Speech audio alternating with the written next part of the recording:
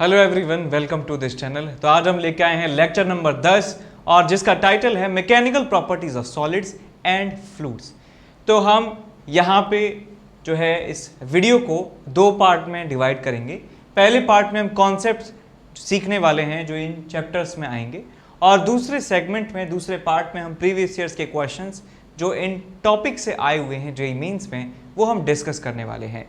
और यदि आप इस चैनल पर नए हैं तो आप इस चैनल को सब्सक्राइब कीजिए और पूरा का पूरा जो ये सीरीज़ है इसको आप फॉलो कीजिए। एक प्लेलिस्ट बनी हुई है इन सारे लेक्चर्स की, वो आप ज़रूर देखिए और उनसे जो है फ़ायदा उठाइए।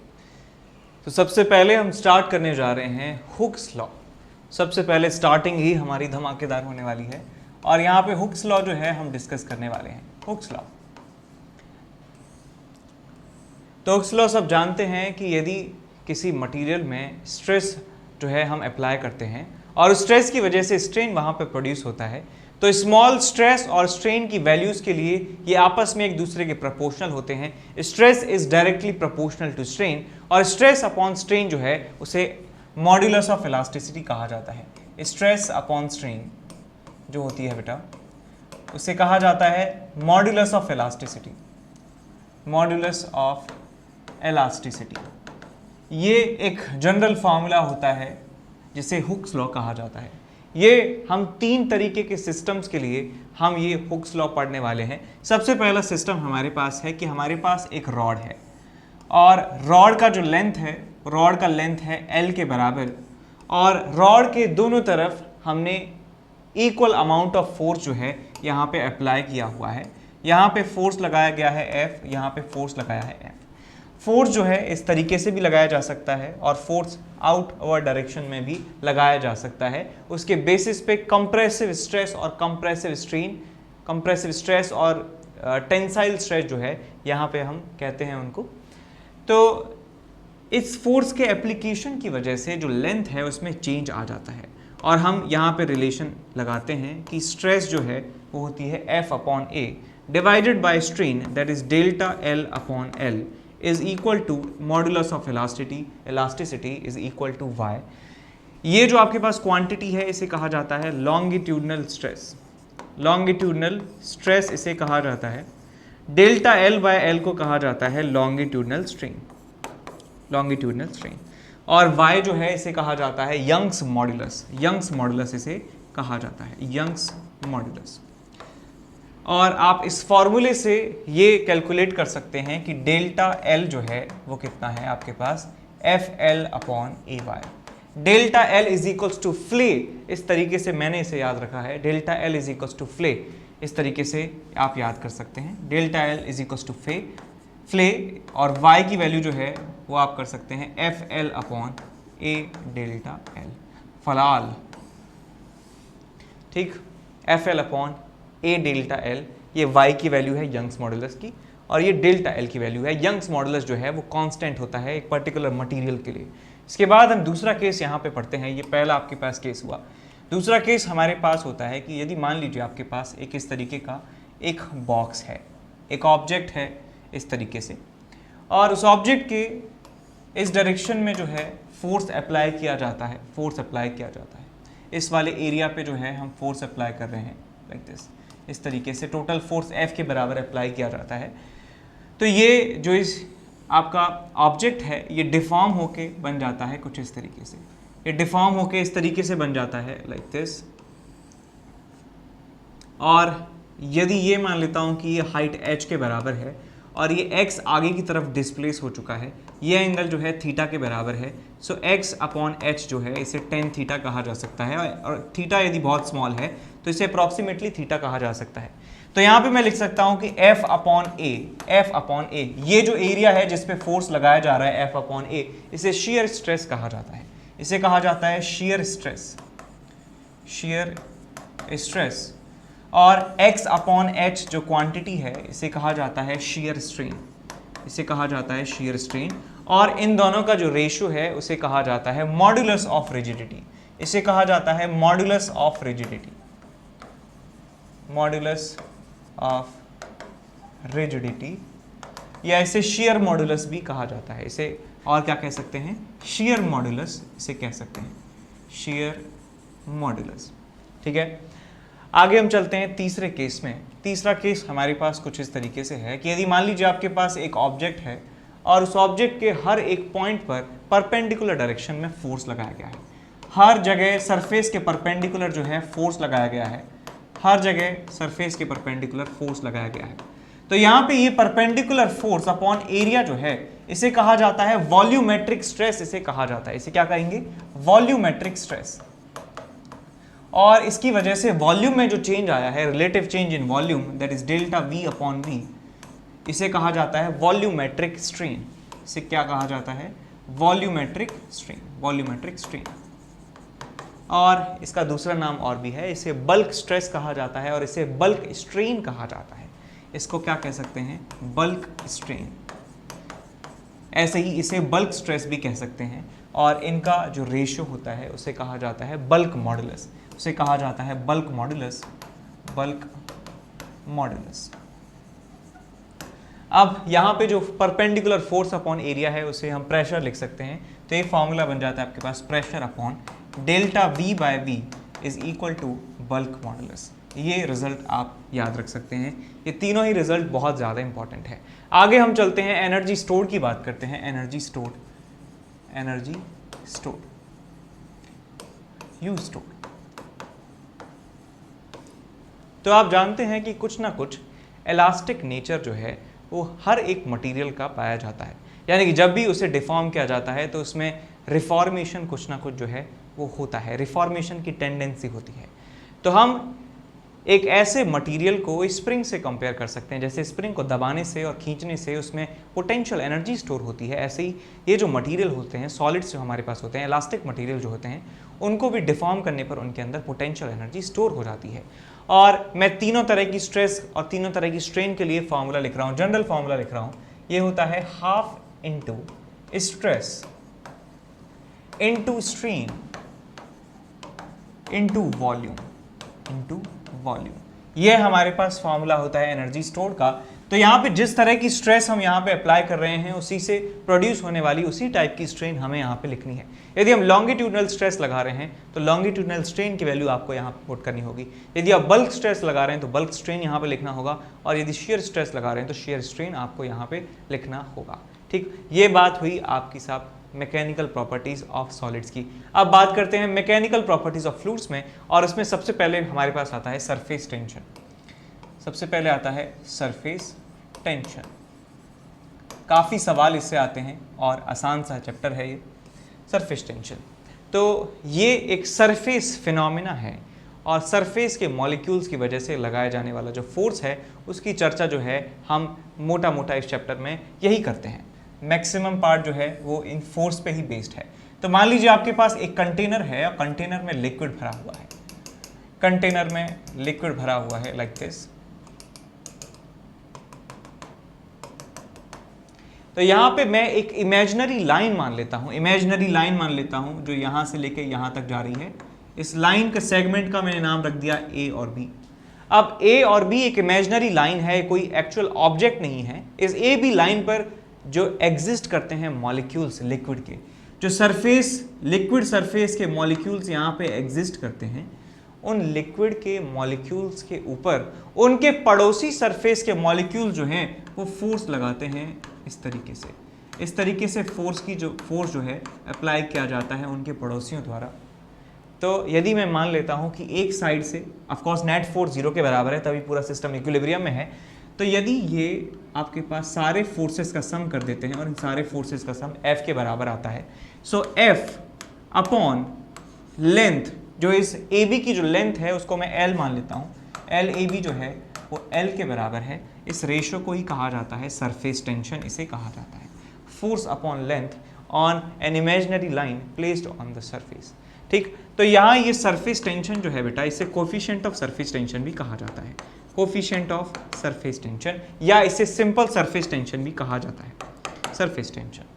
ठीक बात, याद रहेगा। इसकी जो डायमेंशन है वो जो है फोर्स अपॉन लेंथ की डायमेंशन के बराबर है। ठीक, याद रहेगा।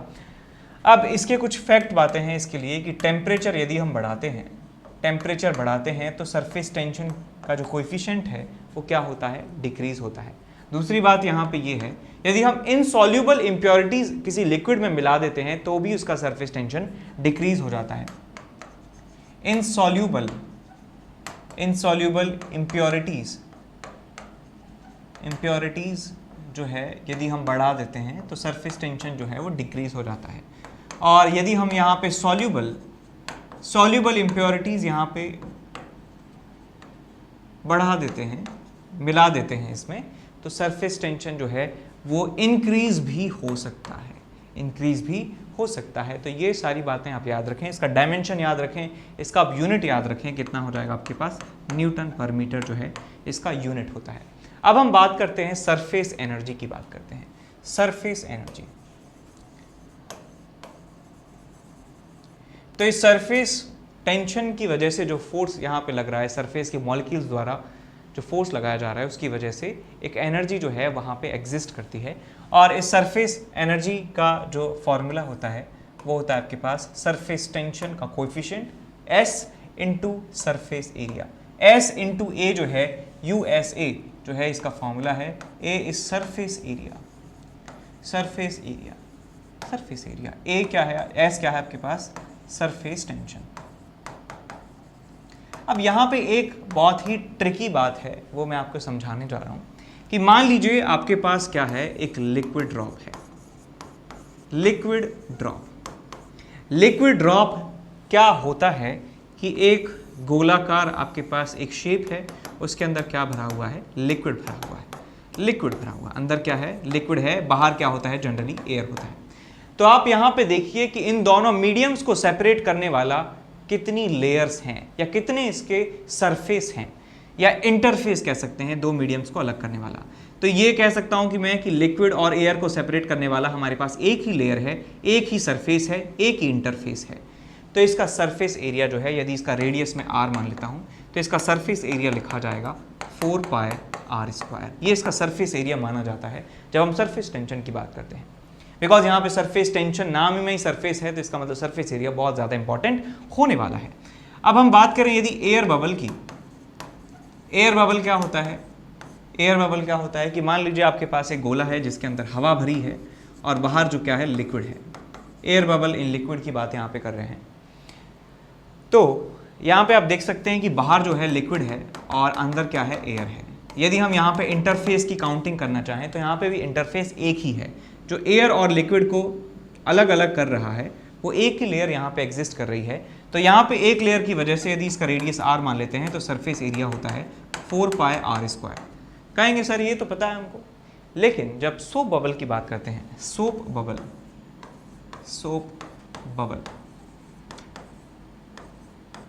या सोप फिल्म की बात की जाती है, जो भी चीज़ सोप से मिलके बनी है, जनरली मैं उसकी बात कर रहा हूँ। तो सोप बबल कैसे बना होता है कि सोप का जो सॉल्यूशन होता है वो एक अलग टाइप का लिक्विड होता है, आप जानते हैं। और सोप बबल के अंदर कैसे बनता है वो, कि हम उसमें फूंक मारते हैं सोप सॉल्यूशन में और एक बबल बन के तैयार होता है, जिसके अंदर जो है एयर भरी होती है। और ये जो इसकी थिकनेस है, वो थिकनेस बनी होती है उस लिक्विड के सॉल्यूशन से। और बाहर क्या होता है, बाहर एयर होती है, अंदर एयर, बाहर एयर, और बीच में एक थिक लेयर होती है जो सोप सॉल्यूशन की। तो यहाँ पे मैं इंटरफेस काउंट करने की कोशिश करूँ, यहाँ पे एयर है, यहाँ पे एयर है, और यहाँ पे बेटा एक लिक्विड है, सोप सॉल्यूशन इसके बीच में भरा हुआ है।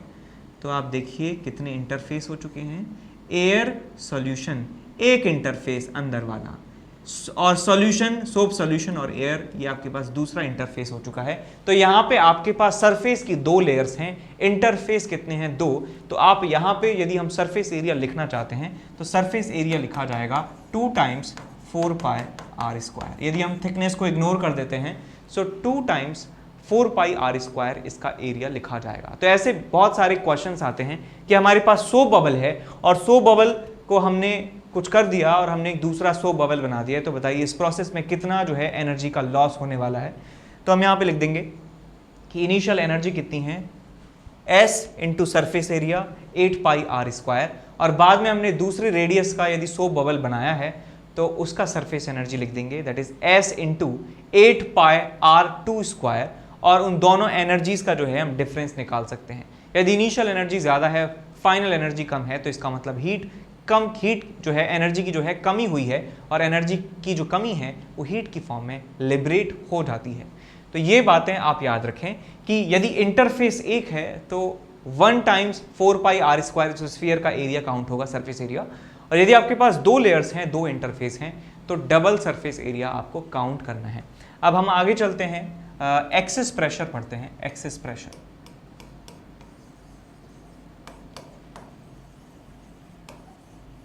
एक्सेस प्रेशर, तो यदि आपके पास एक लिक्विड ड्रॉप है, यहाँ पे हम 2 ही तरह के सिस्टम डिस्कस करने वाले हैं, लिक्विड ड्रॉप हो या सोप बबल हो, ठीक, 2 अलग अलग केसेस हैं, बिकॉज ये तो सेम ही है।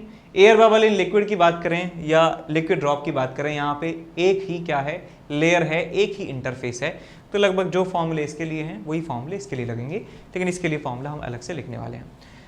तो आपके पास लिक्विड ड्रॉप है, लिक्विड ड्रॉप है, लिक्विड ड्रॉप का मतलब क्या है कि अंदर भरा हुआ है लिक्विड और बाहर है साफ एयर। इसका रेडियस में r मान लेता हूँ। तो यहाँ पे क्या होता है कि अंदर इस लिक्विड के जो प्रेशर होता है और बाहर एटमॉस्फेयर में जो प्रेशर होता है, मैं मान लेता हूँ कि अंदर का प्रेशर P in है और बाहर का प्रेशर P out है।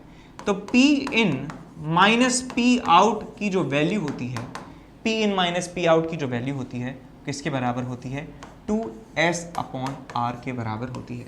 और ये जो प्रेशर का डिफरेंस है कि अंदर ज़्यादा प्रेशर माइनस बाहर कम प्रेशर, उनका डिफरेंस जो है उसे एक्सेस प्रेशर कहा जाता है। यहाँ पे यदि आपके पास एक इंटरफेस है तो 2S/r आएगा, और 2 इंटरफेस होंगे तो आपके पास 4S/r आने वाला है। यदि आपके पास यहाँ पे सोप बबल है, सोप बबल का मतलब यहाँ पे 2 इंटरफेस आपके पास मिलने वाले हैं, 2 इंटरफेस लाइक दिस। यहाँ पे अंदर का प्रेशर P in है, बाहर का प्रेशर P out है, यहाँ बीच में लिक्विड की जो है लेयर है, लिक्विड की लेयर है यहाँ पे, तो रेडियस इसका r है, तो P in minus P out जो होता है, यानी कि जिसे एक्सेस प्रेशर कहा जाता है, वो वैल्यू आती है आपके पास 4 टाइम्स S/r। 4S/r यहाँ पे एक्सेस प्रेशर आपको मिलता है, ठीक। अब आपके पास यहाँ पे और केसेस भी आते हैं कि यदि रेडियस ऑफ कर्वेचर r नहीं हो, कुछ और हो, तो यहाँ पे हमारे पास ऐसी फिल्म भी हो सकती हैं। यहाँ पे तीसरा नंबर लिखेंगे कि liquid film with different radius of curvatures, different radius of curvature को मैं लिख रहा हूँ ROC, ठीक। तो मान लीजिए आपके पास कुछ इस तरीके की लेयर है जहाँ पे रेडियस ऑफ कर्वेचर जो है वो अलग अलग पार्ट की अलग अलग है। ये जो पार्ट है इसका रेडियस ऑफ कर्वेचर R1 मान लेते हैं, और ये वाला जो पार्ट है इसका रेडियस ऑफ कर्वेचर मान लेते हैं कुछ अलग है, ये R2 के बराबर है। यहाँ पे एक ही लेयर है साहब, यहाँ एक लेयर है, यहाँ पे रेडियस R1 है, यहाँ पे रेडियस R2 है। 2 तरह के रेडियस ऑफ कर्वेचर इस फिल्म में यहाँ पे एग्जिस्ट कर रहे हैं, एक लेयर है। तो यहाँ पे एक्सेस प्रेशर जो होता है, यहाँ अंदर का प्रेशर P in है, बाहर का प्रेशर P out है। सो P in minus P out की जो वैल्यू होती है वो होती है आपके पास S × 1/r1 + 1/r2। ये वैल्यू होती है एक्सेस प्रेशर की। और यहाँ पे यदि हम चौथा यहाँ पे केस लेते हैं कि आपके पास एक ऐसी ही फिल्म है लेकिन वो सोप से बनी है, सोप सॉल्यूशन से बनी है, soap film of different radius of curvatures, तो वहाँ पे देखिए क्या होगा कि ये फार्मूला जो है P in minus P out वो हो जाता है आपके पास 2S 1/r1 + 1/r2। ये रिजल्ट आपको यहाँ पे मिल जाएगा, ठीक है। तो अब हम बात करने वाले हैं कैपिलरी ट्यूब की। तो कैपिलरी ट्यूब आप जानते हैं कि जब एक थिन ट्यूब को इस लिक्विड से भरे हुए कंटेनर में डुबोया जाता है तो इस ट्यूब के अंदर जो लिक्विड का लेवल है वो अपने नॉर्मल लेवल से उठ के ऊपर चढ़ जाता है, और इस चढ़े हुए लिक्विड की जो हाइट है h, इस h की वैल्यू निकल के आती है h = ρrg, ऊपर में आएगा आपके पास 2 टाइम्स S/ρrg, और इसे ऐसे लिखा जा सकता है 2 times S cos theta divided by ρr × g।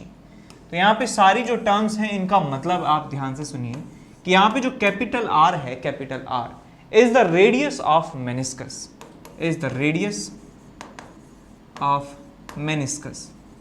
अब मेनिस्कस क्या होता है? मेनिस्कस होता है कि जो लिक्विड का कर्व्ड सरफेस होता है उसे मेनिस्कस कहा जाता है। तो ये जो मेनिस्कस है इसका रेडियस, यानी कि ये किसी एक स्फीयर का पार्ट होगा, ये हो सकता है किसी एक स्फीयर का पार्ट हो, और इस स्फीयर का जो रेडियस होगा वो कैपिटल आर के बराबर है। यहाँ पे जो स्मॉल आर की वैल्यू है, स्मॉल आर का मतलब है कि कैपिलरी ट्यूब का रेडियस है, radius of capillary tube, radius of capillary tube. यहाँ पे जो थीटा है, theta is contact angle, contact angle की जो वैल्यू है वो थीटा के बराबर है। S is surface tension, rho is density of liquid, g is acceleration due to gravity. अब इसके बाद हम चलते हैं विस्कोसिटी वाली जो आपके पास टॉपिक है उसको हम पढ़ने जा रहे हैं, विस्कोसिटी। तो हेडिंग लिखेंगे यहाँ पे विस्कोसिटी, विस्कोसिटी। सो विस्कस फोर्स जो आपके पास टर्म है वो एक तरीके से लिक्विड की लेयर्स के बीच में फ्रिक्शन को विस्कस फोर्स कहा जाता है। तो यहाँ पे liquid, layers of liquid, layers of liquid and it is the friction between, friction between layers of liquid is called viscous force, viscous force. और लिक्विड की लेयर्स के बीच में विस्कस फोर्स लगाने की जो प्रॉपर्टी होती है लिक्विड की, इसे विस्कोसिटी कहा जाता है। तो मान लीजिए आपके पास एक लिक्विड है, इस तरीके से लिक्विड भरा हुआ है,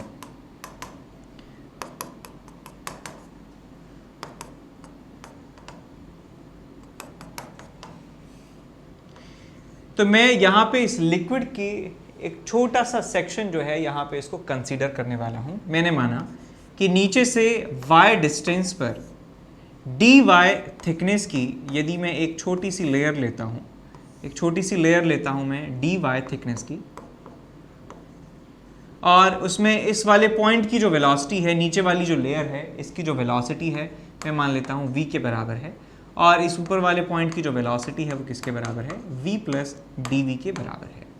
ठीक, तो हम यहाँ पे कह सकते हैं कि ये जो छोटा सा सेक्शन है लिक्विड का, उसमें यहाँ पे वेलोसिटी v है, ऊपर वेलोसिटी v प्लस डी है। तो इस लिक्विड की लेयर के ऊपर जो विस्कस फोर्स लगने वाला है उस फोर्स की वैल्यू होती है आपके पास eta into A into D V by D Y, D V by D Y, ये फोर्स की वैल्यू आपको यहाँ पे मिलती है। Eta is coefficient of viscosity, इसको कहा जाता है कोएफिशिएंट ऑफ विस्कोसिटी, विस्कोसिटी।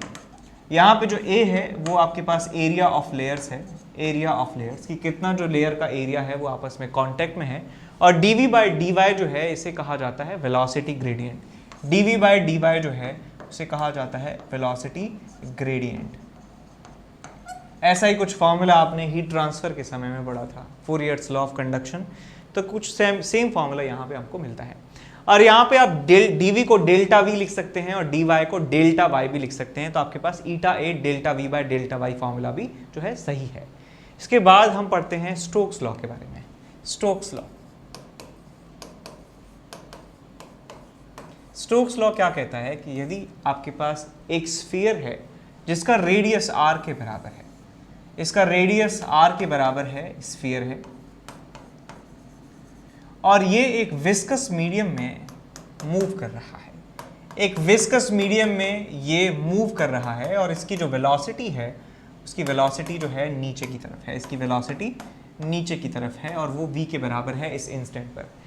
तो विस्कोसिटी जो प्रॉपर्टी है लिक्विड की, उसकी वजह से इसके ऊपर एक विस्कस फोर्स लगता है, और विस्कस फोर्स की जो डायरेक्शन है वो डायरेक्शन ऑफ मोशन के ऑपोजिट डायरेक्शन में होती है। तो ऑपोजिट डायरेक्शन में एक विस्कस फोर्स इसके ऊपर लग रहा होगा, और इस विस्कस फोर्स की जो वैल्यू होती है इस स्फीयर के लिए उसका मैग्नीट्यूड होता है 6 pi eta into R into V. ये विस्कस फोर्स का मैग्नीट्यूड होता है। यदि आप डायरेक्शन की बात करें तो डायरेक्शन इसकी वेलोसिटी के ऑपोजिट होती है। तो यहाँ पे यदि मैं वेक्टर भी लगा देता हूँ, विस्कस फोर्स का vector is equal to 6 pi eta r, velocity के ऑपोजिट डायरेक्शन में, तो यहाँ पे माइनस वी वेक्टर मैंने लिख दिया। तो ये स्टोक्स लॉ कहता है कि एक स्फीयर के ऊपर लगने वाला कितना विस्कस फोर्स है। अब हम आगे पढ़ते हैं इसमें टर्मिनल वेलोसिटी के बारे में। Terminal velocity, terminal velocity vt। तो यहाँ पे आप सुनिए कि जब इस स्फीयर को ही, इसी स्फीयर को यदि हम छोड़ देते हैं एक विस्कस मीडियम में, तो ये स्फीयर जो है ये नीचे चलता चला जाता है यदि इसकी डेंसिटी लिक्विड की डेंसिटी से ज़्यादा है।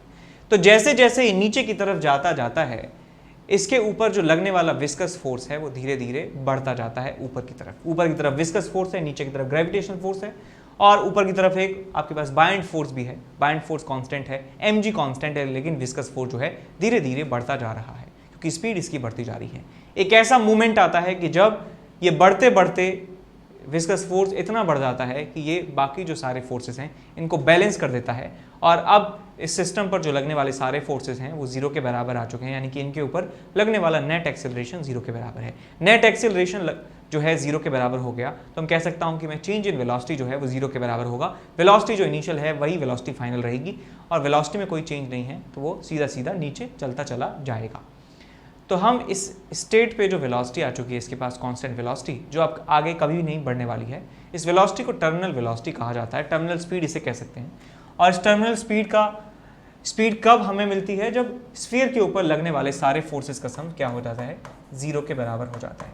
Net force on sphere is equal to zero. Net force से मतलब हमारा क्या है कि ऊपर इसके ऊपर विस्कस फोर्स है, that is 6 pi eta R VT, और एक इसके ऊपर बाइंड फोर्स लग रहा है, that is density of liquid into volume submerged into G, और नीचे क्या लग रहा है आपके पास? mg लग रहा है। ये सारे फोर्सेस भी आपस में बराबर हो गए तो आपको एक वेलोसिटी की वैल्यू मिलती है जिसे टर्मिनल वेलोसिटी कहा जाता है। इसका फॉर्मूला होता है 2/9 r स्क्वायर, इसका रेडियस स्क्वायर है बेसिकली, रेडियस स्क्वायर बाय ईटा, और यहाँ पे आपको मिलता है डेंसिटी ऑफ सॉलिड, जो बॉल का मटेरियल है उसकी density minus density of liquid.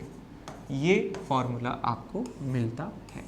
ठीक, याद रखेंगे फॉर्मूला। तो यहाँ पे आप देख सकते हैं कि यदि हम दो अलग अलग साइज के सेम मटेरियल के स्फीयर्स को कंपेयर करना चाहें तो terminal velocity is directly proportional to radius का स्क्वायर। जिसका ज़्यादा रेडियस होगा उसका उतना ही ज़्यादा टर्मिनल स्पीड होने वाला है। आगे हम पढ़ते हैं रेनॉल्ड्स नंबर के बारे में। रेनॉल्ड्स नंबर, तो ये रेनॉल्ड्स नंबर वैसे आता है फ्लूइड के फ्लो में, फ्लूइड मैकेनिक्स जब आपको पढ़ाया था, लेकिन क्योंकि इसमें कोफिशिएंट ऑफ विस्कोसिटी आता है इसलिए इसको अब पढ़ाया जा रहा है।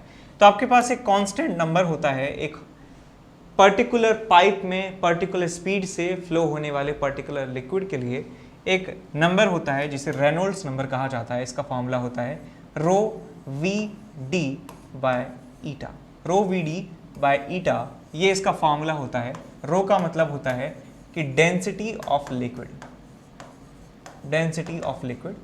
वी जो है वो क्या आपके पास? Speed of liquid, speed of liquid. यहाँ पे जो डी है वो आपके पास है डायामीटर, डायामीटर ऑफ पाइप, जिस पाइप में से ये फ्लो हो रहा है लिक्विड उसका डायमीटर है, और ईटा आप सब जान गए कि कोएफिशिएंट ऑफ विस्कोसिटी है, कोएफिशिएंट ऑफ विस्कोसिटी। तो यदि ये नंबर 1000 से कम आता है, यदि ये नंबर 1000 से कम आता है तो लिक्विड का जो फ्लो है, liquid flow is streamline, is streamline, या लेमिनार फ्लो आप इसे कह सकते हैं कि लिक्विड जो है वो स्ट्रीमलाइन तरीके से फ्लो हो रहा है। यदि जो रेनॉल्ड्स नंबर है वो 3000 से ज़्यादा है, 3000 से ज़्यादा है तो हम ये कहते हैं कि लिक्विड का फ्लो जो है वो टर्बुलेंट है। लिक्विड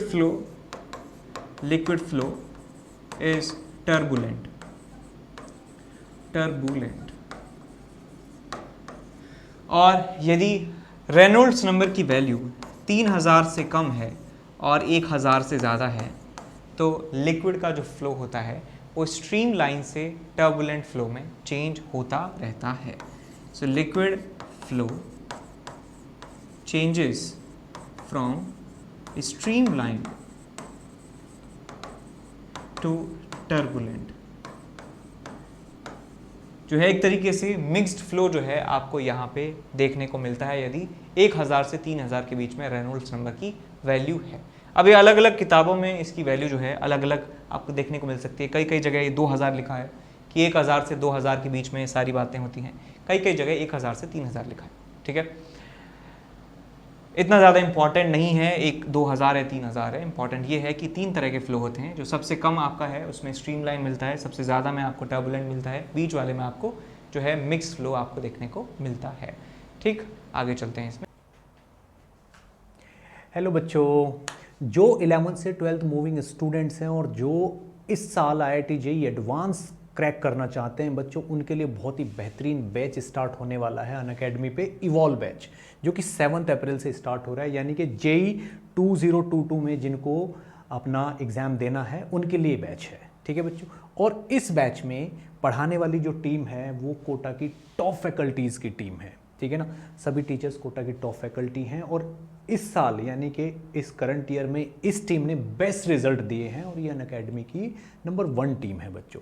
तो मैं आपको यही कहूँगा कि ये बैच आपके लिए बहुत ही बेनिफिशियल है और जब भी आप इसको सब्सक्राइब करोगे तो NKC सर लाइव करके कोड डालना मत भूलिएगा, उससे आपको 10% का डिस्काउंट मिलेगा। ठीक है बच्चों, जल्दी से जल्दी इस बैच को ज्वाइन कर लीजिए, ये आपके लिए बहुत ही बेनिफिशियल प्रूव होगा।